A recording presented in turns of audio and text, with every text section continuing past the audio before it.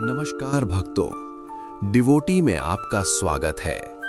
क्या आपने कभी गौर किया है कि हमारी ज्यादातर लड़ाइयाँ, दुख और तनाव का कारण क्या है?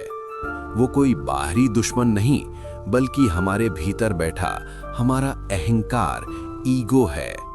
मैं सही हूँ, मेरा अपमान हुआ, मैंने ये किया, ये मैं ही हमारे दुखों की जड़ है। महाभारत का युद्ध केवल जमीन के लिए नहीं था, वो दुर्योधन के अहंकार और पांडवों के धर्म के बीच का युद्ध था। आज के इस वीडियो में हम जानेंगे कि श्री कृष्ण ने अहंकार को मिटाने और एक शांत जीवन जीने के कौन से सूत्र बताए हैं। अहंकार क्या है?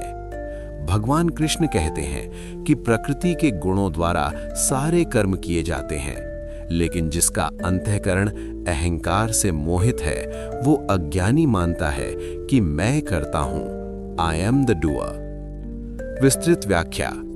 हम सोचते हैं कि घर मैं चला रहा हूं, ऑफिस मेरे बिना नहीं चलेगा, बच्चों को मैं पाल रहा हूं, लेकिन सच तो ये है कि हम केवल एक माध्यम, इंस्ट्रूमेंट हैं। जैसे ही हमारे मन में कर्ता होने का भाव आता है, वैसे ही डर और चिंता शुरू हो जाती है। जिस दिन आप समझ लेंगे कि सब कुछ ईश्वर की इच्छा से हो रहा है, आपका अहंकार पिघलने लगेगा। अहंकार के विनाश की कथा। हनुमान जी और भीम का प्रसंग या दुर्योधन का पतन। महाभारत में एक बहुत सुंदर प्रसंग है जब भीम को अपनी गदा और शक्ति पर अहंकार हो गया था। तब हनुमान जी ने एक वृद्ध वानर का रूप धरकर भीम का मार्ग रोका और अपनी पूंछ हटाने को कहा। भीम अपनी पूरी शक्ति लगाकर भी एक पूंछ नहीं हटा सके। सीख। ईश्वर समय समय पर हमारा अहंकार तोड़ते हैं ताकि हम वापस सही रास्ते पर आ सकें। दुर्योधन का अहंकार उसे विनाश की ओर ले गया, जबकि अर्जुन की विनम्रता ने उसे भगवान का सखा, दोस्त बना दिया। याद रखिए, झुकता वही है जिसमें जान होती है, अकड़ तो मुर्दे की पहचान होती है। विनम्रता। कृष्ण अध्याय 13 में ज्ञान के लक्षणों में सबसे पहला लक्षण बताते हैं अमानित्वम, मान की इच्छा न करना, और अदम्भित्वम, दंभ या दिखावा न करना। गहरी समझ। विनम्रता कमजोरी नहीं है, ये सबसे बड़ी ताकत है। एक विशाल पेड़ तूफान में टूट जाता है, लेकिन जमीन पर उगी छोटी घास सुरक्षित रहती है, क्योंकि वो झुकना जानती है। विनम्र व्यक्ति का मन एक शांत झील की तरह होता है, जिसमें ईश्वर का प्रतिबिंब साफ दिखता है। अहंकारी व्यक्ति का मन उबलते पानी जैसा है, जिसमें उसे कुछ भी साफ दिखाई नहीं देता।